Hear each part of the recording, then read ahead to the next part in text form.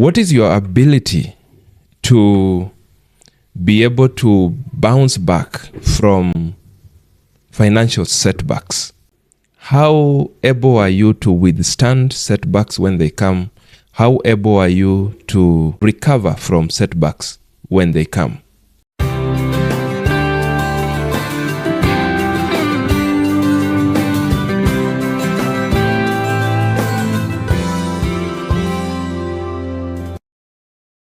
Welcome to A Word from the Coach. In this week's episode of A Word from the Coach, we focus on financial resilience. And today I'm doing it differently because I have a live audience. So I'm training a live audience even as I record this, and therefore I will intermittently be checking on my class as I speak to you. Truth is, in life, we have all fallen before and we will fall again. But now when we fall, there are those of us who will not be able to get up. There are those of us who will take longer before they get up. There are those of us who get up quicker than others. But before we get into it, if this is your first time here, please take a moment and subscribe to this YouTube channel. If you like what we are doing here, please again, like this video, get to share it with your friends, drop us a comment, let me know what you feel about this, what else you would want me to talk about. And if you have a question, drop it in the comment section or drop it in any of our inboxes, and I'll be glad to make another Word from the Coach video in response to the same.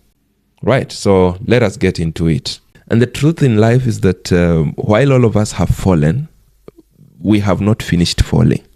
Physically speaking, you will fall. You will fall. I don't think there is any one of us who is still alive who can pronounce confidently that they are done with the business of falling. We fall in different ways. We will fall physically. We will fall health-wise. That's when we become physically sick. We can fall socially. We are facing some rejection. People do not want to be associated with us. People are telling us things that we are not able to handle. We can fall mentally. The state of our mind. I'm talking about moments when you feel you're stressed, moments when some people get into depression, moments when some people get into anxiety. We will look at that as a fall because your life was running normally, but some things have invaded your space and you've started having a downward trajectory. You're beginning to fall. Then you can also fall spiritually. And that's why we have this word that I've heard you mention many times, and the word is backsliding. You've heard people talk about backsliding. That is a spiritual fall where your connection with your maker becomes shaken. You had a very good relationship with God, but you get to a point where you have either disobeyed God or you have not trusted Him. You can also fall financially. Some things can happen in your life, and financially you get tested.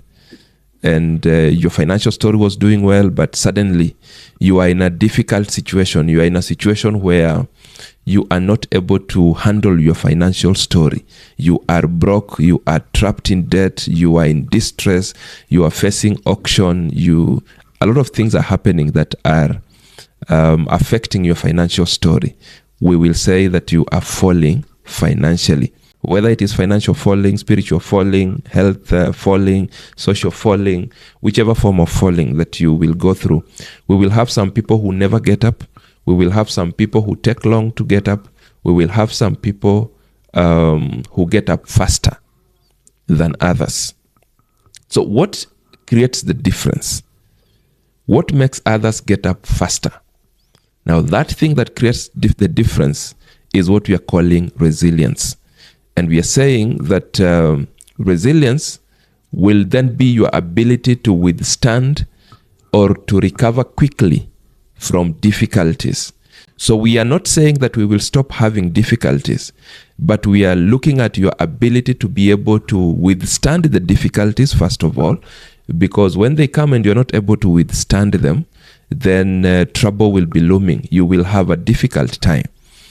Then After you have been able to withstand the difficulties, we are looking at your ability to recover quickly.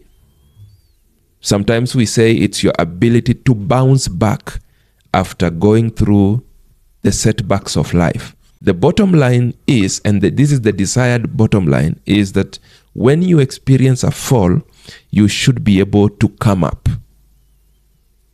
There is a lot of worry for the person who is unable to get up. The person who takes longer to get up is better than the one who never gets up. And the person who gets up faster is better than them all.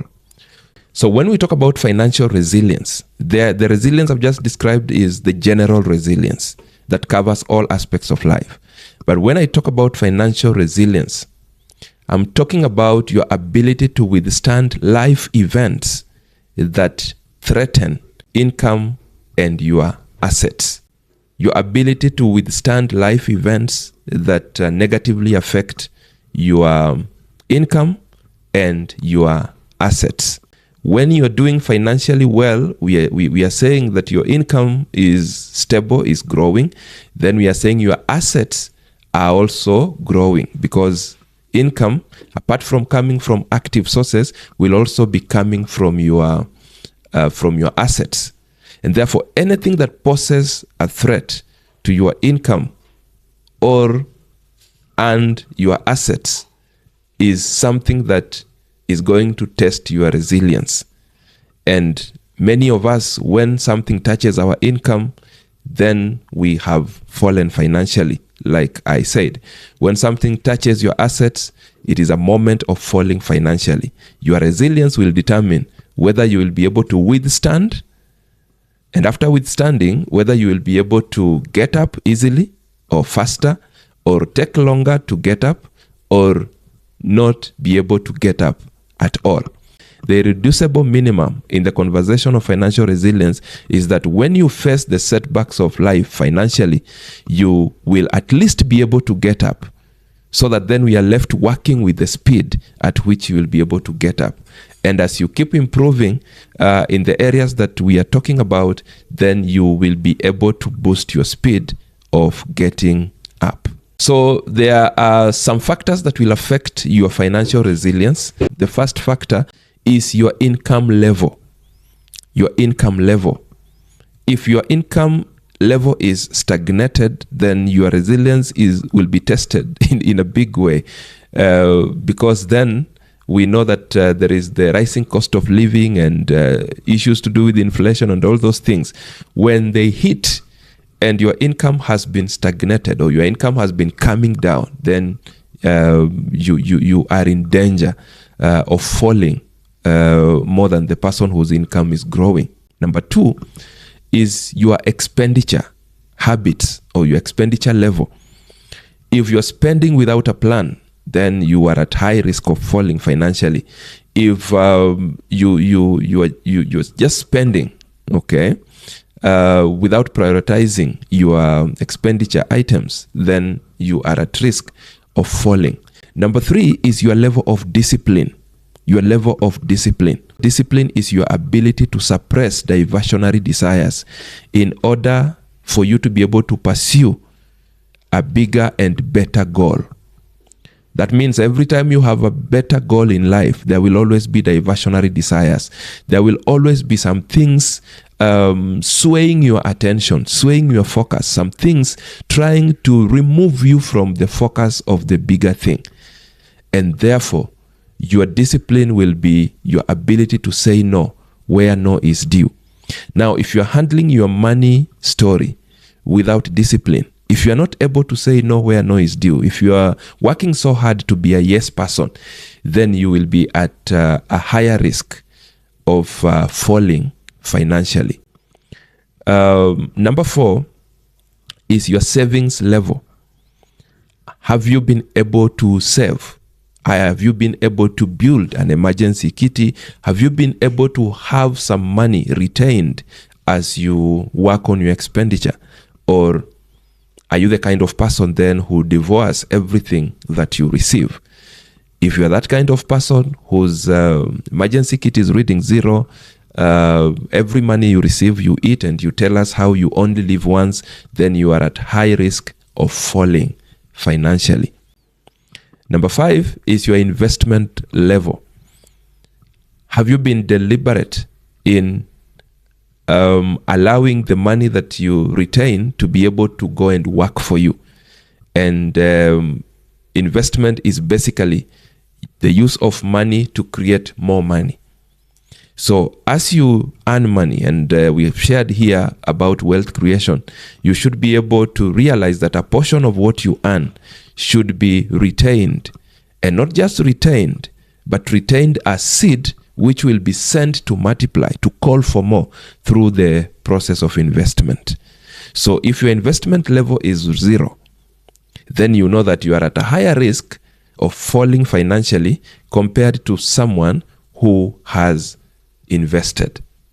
And so the more you keep investing, the more your financial muscle begins to toughen, begins to be bigger.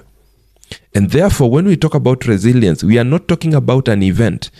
Resilience is not something that you will wake up one day and say, I have achieved building resilience. I am good to go.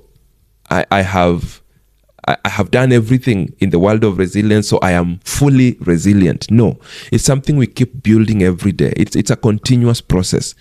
And the dream is that we get to the best levels that we can ever achieve in terms of the strength of our resilience. So people who do not have a good level of resilience, they will have a certain way of behavior. Number 1 is that they give up so easily. People who do not have a good level of resilience will give up easily. Every time they are faced with a challenge in life, they want to give up. They don't have options, and therefore they want to surrender and say they can't fight. They don't have energy. They don't have tactics. They don't have the ability to withstand. So every time there is a little increase in heat in their lives, then they opt to give up. Number 2 is that such people are problem oriented. They focus more on problems than solutions. They are the kinds of people who quickly sink into pity parties. They'll be looking for company that is like them. They have friends who every time they meet, they are only describing how pathetic the situation is, how difficult things are. They find comfort in the fact that they are not the only ones that are going through challenges. And therefore, they will want to surround themselves with people with similar challenges so that when they meet, they have a warrior party. So if you listen to them, they are constantly telling us how things are not working, constantly telling us how the economy is falling, constantly telling us how terrible the situation is. Then if you are in the midst of such people, then that becomes a telltale sign that their resilience is wanting. Number 3, financially speaking, such people will easily get trapped in debt. Because we have said such people may not be spending with a plan, such people may not be spending consciously. Most times, such people get their money depleted before they have done even the most important things in their lives. And that's how they find themselves being forced to borrow for consumption. And we have said here that borrowing for consumption will give you a direct ticket into the trap of debt. And therefore, many of the people struggling with the trap of debt, in fact, most of them are people whose financial resilience is at lower levels. Number 4, such people also are culprits of sinking into depression easily. You see, I like the way Kiswahili translates depression, msongo wa mawazo, that these people are bombarded with thoughts, and not positive thoughts, but negative thoughts. You see, in life, what you focus on grows.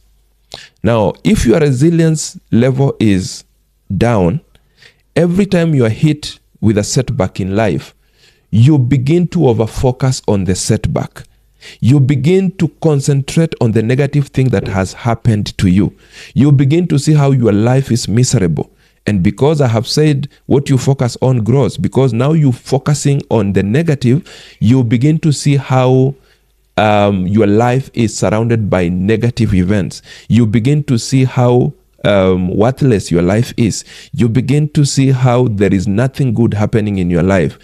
And before you know it, you are sinking into depression. The other sign of someone whose financial resilience is down is that person becomes dependent. That person does not know how to stand on their own.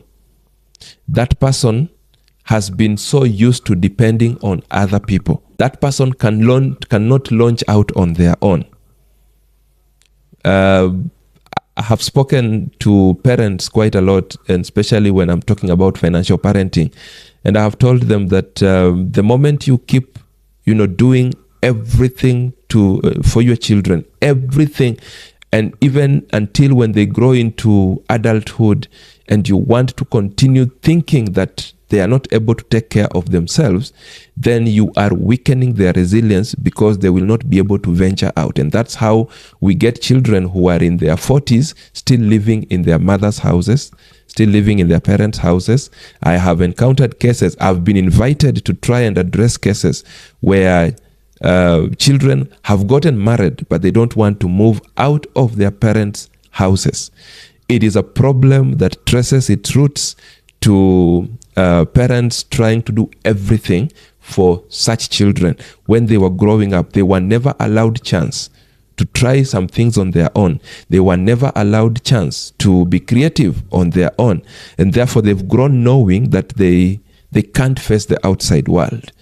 And that becomes a challenge later on in their lives. They don't believe they can do it on their own. These are the kinds of people who you tell them to start their own business, they don't feel they can. You tell them to stand on their own, they feel they are not able. Even where they are employed, and one day they want to be given an assignment for them to do it on their own, they will be a bit ish about it. They will be very reluctant to engage in the same because they feel that they are not ready to take any task on their own. The next sign of people who have a weak financial resilience, and indeed resilience generally, they want to look for permanent solutions to temporary problems. Remember, these setbacks of life are largely temporary. They are not permanent. But people with a weak resilience level will want to look for permanent solutions. In extreme levels, where we're talking about general resilience, this is where we get people wanting to commit suicide in response to difficulties of life. And sometimes you look at the reasons for which they commit suicide, and you're wondering, and you're even wishing that they spoke out. Because in your view, those reasons are weak reasons, not reasons sufficient for someone to even think about taking their own lives. But for them, that begins to look like an easy escape route every time they face such temporary setbacks. I was speaking to teenagers last weekend, and I was speaking to them on the subject of building resilience as they grow up. And we were giving examples of teenagers committing suicide and trying to analyze some of the reasons as to why they commit suicide. If you look at most, if not all of those reasons, they are temporary setbacks. And I remember sharing with them a story that some of you may have heard, a story of a young girl who committed suicide because she was falsely accused of stealing a pencil in class. So on this material day, she comes to class and there is a neighbor, a desk mate or a classmate who has lost a pencil. And she accuses this one that she must be the one who stole the pencil. And then interestingly, the entire class buys the speculation, and they begin to accuse this one of stealing the pencil. The accusations get to very uncontrolled levels until this girl gets affected. Later in the day, the girl decides to take her own life. But before she does that, she writes a note and says, because all of you believe that I'm the one who stole the pencil, I have decided to go so that then you guys can have peace, so that you guys will not have a thief in class, but just know that I'm not the one who stole the pencil. And the young girl disappeared from the face of the earth. But if you look at it keenly, you realize that the accusation of having been the one who stole the pencil is not a permanent accusation. It's not something that will be printed in her life forever, that it will be read everywhere she will go, that this one stole a pencil, if indeed she did. In this case, she did not. It's a temporary setback. So if your resilience levels will be small, you will find yourself being tempted to look for permanent solutions for temporary problems. Let's move away from suicide. That is in extreme levels. Let me give you a few examples just to show you what I mean. There are some people, when they invest in something and that thing faces some setback, you bought shares, you were expecting that the share price will start growing. You forgot that the stock market is a volatile market, and tomorrow the stock prices begin to go down. So you bought at 10 shillings, then the price begins to go to 9, to 8, to 7. If you do not have good resilience levels, you did not take time to learn more about that particular market, such people will opt to sell their shares, and they will declare that they will never buy shares ever again. So they have looked for a permanent solution to a temporary setback. Perhaps the shares that they are rushing to sell will soon begin to grow in value, but they have closed the door completely. They have looked for a permanent solution to a temporary setback. There are some people who opened a business and someone made a remark, a simple remark, that you cannot go far in this type of business, that you will lose your money. And many times these negativity peddlers are people who have no experience in this kind of business. But now, because your resilience levels are down, we have seen people who end up closing such businesses and closing the door to such businesses forever. They have looked for a permanent solution to a temporary setback. Such people will also rush to sell their assets. Every time they have a small setback financially, they rush to liquidate their assets, to sell off their assets. They bought a piece of land, maybe they had a plan for it, but just because the landlord has piled pressure on them, and this might sound hilarious, but these are things that I encounter every other day in my one-on-one coaching experiences. We have had people who, because they have pressure, little pressure from the people they owe money, maybe the landlord, then they choose to go and liquidate an asset. Yes, I've handled cases where people have gone to liquidate an asset like land because they want to pay rent. Something that they would have possibly even negotiated to buy some time before they get money. But now they don't know that they can negotiate. They haven't built their resilience to a level that can allow them to be able to have such an approach to life. So they rush to liquidate such assets. We have had people who immediately they lose a job. They haven't even sat down to think about what next they will do. They rush to liquidate their pension kitty to get money. Most times, such people are not willing to adjust life. You know, when life throws some lemons in your face, maybe you are used to oranges, there are those people who cannot then be able to switch to lemonade, and therefore they have to force the lifestyle of oranges to keep happening. And so what do? They will liquidate their pension account so that they get money to sustain life the way it has been when they were still employed. Sometimes life will require that you adjust so that you can be able to respond to it in a better way. The next thing that can define someone whose resilience level is down is that they will begin to lose confidence. If you look at how they appear, how they present themselves before people, just because they are broke, they begin to avoid to go before people. They begin to wonder, nikikanyaga nyanya za wenyewe, and so on. And therefore, they want to isolate themselves. They want to be on their own because they are broke. Okay, there are some of your friends who only appear in public when they have money. When they don't have money, you will not see them.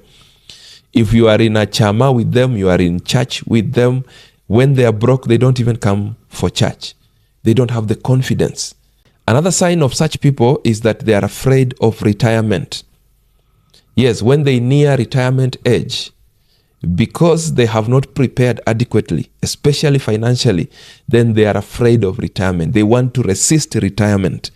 And there are very many people who resist retirement. If there is a conversation that I usually do with a lot of enjoyment, is the conversation of retirement, because I have gathered a lot of realities in the world of retirement. Things that people do in organizations when the time of retirement has come. And you can tell these ones, they have very weak levels of resilience. Such people will begin to fight the organization when the time of retirement is coming. Some will want to recalculate their age. Some will want to argue that, you see, what is written on my ID is not the original day I was born. Yet they have been working for ages. They've never brought a petition to challenge their date of birth. But because the reality of retirement has come, then they want to begin to have such kinds of arguments. Some people will begin to petition the organization to, extend their working life, to give them an extension of contract, and so on. They are resisting retirement. I've had stories of people who have retired. We've done for them a retirement party on Friday, and on Monday they appeared in the office because they are not ready for retirement. Such people will also panic in cases of workplace turmoil, when there is a challenge where they work. Now, remember we said such people have not saved. Such people, most likely, they have not even started investing. So they are the kinds of people we would call hand-to-mouth kind of people. They rely solely on their salary if they are employed. Now, if something happens, if there is looming change in their workplace, there is rumor that there will be restructuring. There is rumor that there will be retrenchment. There is rumor that some people might lose their jobs. Such people get into panic. Forget about that kind of rumor. There is even disciplinary action, basic disciplinary action of misconduct. They've just been given the show cause why letter is the starting point of disciplinary action. Because their resilience levels are down, they go into panic. What if I lose this job? Now, such people, if they are employed, they are the kinds of people you've heard people describe, for lack of a better word, as bootlickers. The people who want to please people so that they can safeguard their jobs. They are the people who will try to be malicious against their colleagues because they want to look like they are the best. They are the people who will speak ill of others. They are the people who will be setting others up in organizations. They are the people who will want to paint others in bad light so that the system can try to favor them. But they forget, as I fondly say, that in the corporate space, there are two things you can never hide. Two things. One is good work, and two is bad work. Someone who does their job nicely, whether they will try to be sabotaged, whether their immediate boss will pretend not to see, Whether someone else will try to pour water on their on their efforts, the truth is, good job. Give it time. It will always be recognized. It will be seen. Bad work will always be seen. Whether you have a boss who covers up for you at the level where you are, ultimately, if you are not a performer, it will show up. It will stick its head up. It will embarrass you. It will show up. You cannot hide bad work forever. Neither can you suppress good work forever. So such people, if you work in a place where you've seen people having those tendencies, it is telltale signs that their financial resilience is wanting.